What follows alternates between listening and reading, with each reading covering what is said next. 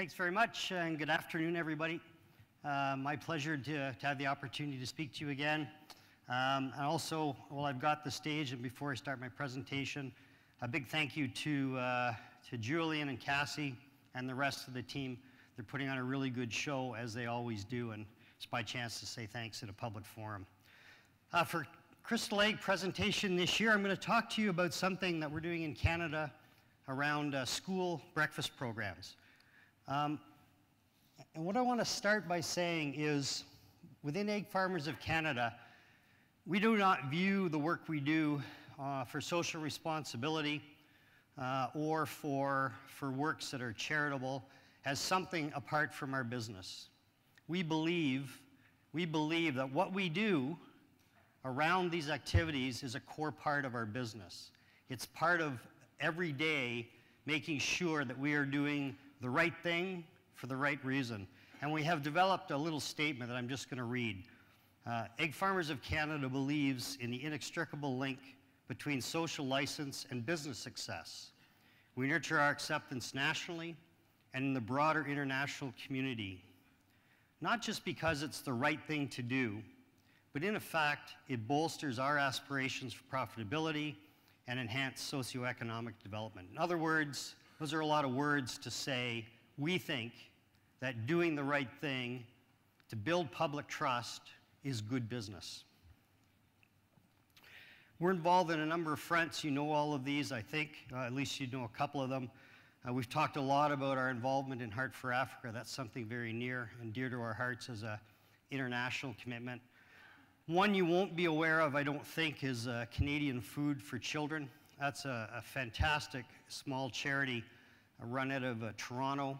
It's a Dr. Andrew Simone. He's a physician who is a dermatologist, and he's got a letter in his office, handwritten letter by Mother Teresa, going back to the 70s.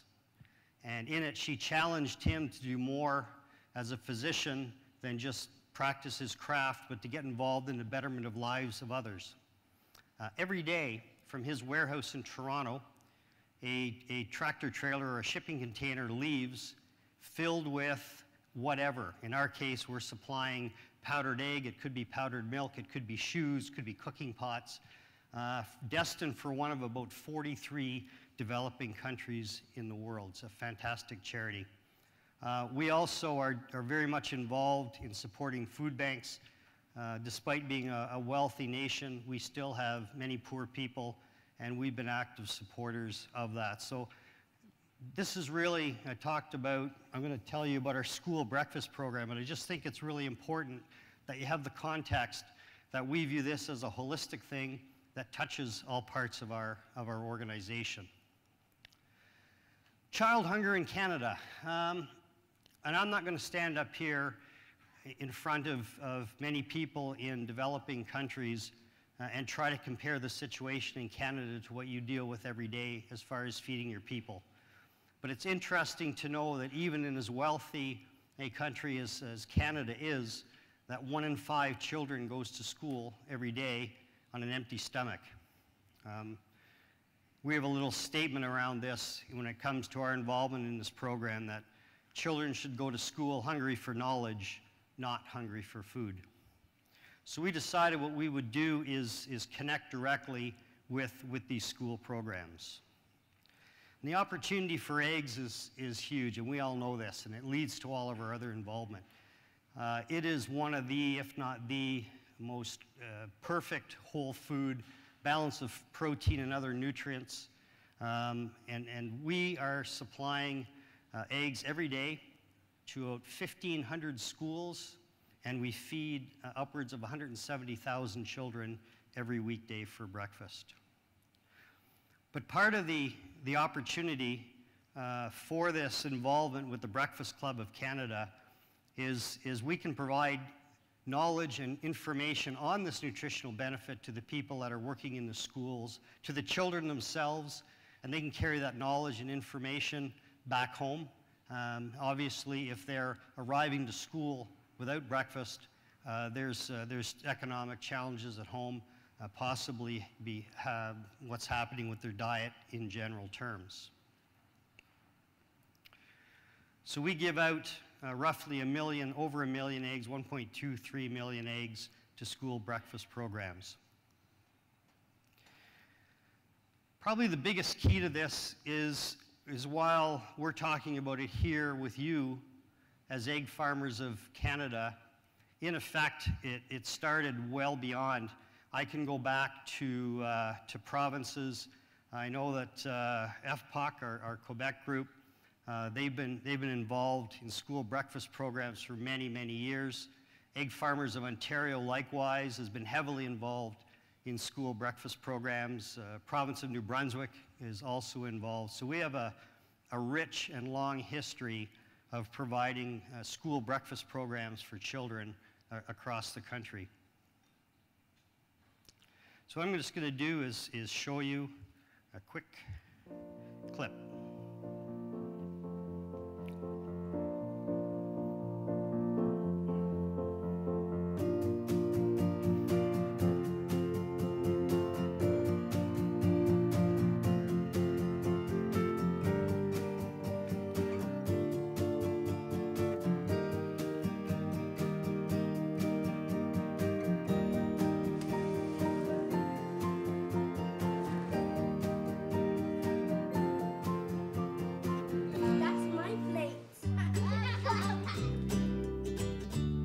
When your day starts out with hair and makeup, why it's a little different than what we're normally used to do. And action. It's really neat to see what kind of goes on behind the scenes.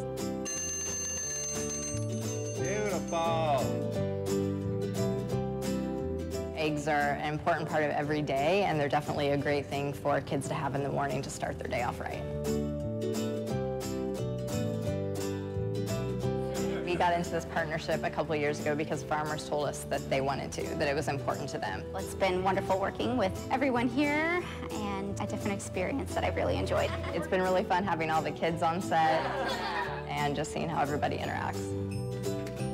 I am a proud Canadian egg farmer and glad to support the school breakfast program.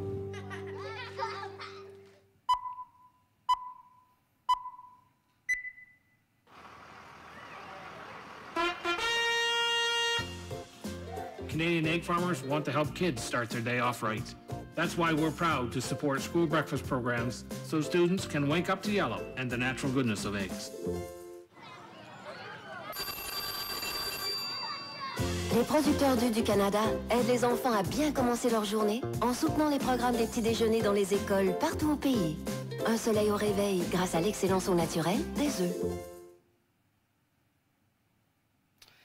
I think I want to talk to you briefly about our program is raising awareness. And I know Crystal Egg, often we talk about this, there's a lot of companies and countries, associations reluctant. They see the work they do as being in charity work or involvement in communities is something to be done in private, and that I completely respect.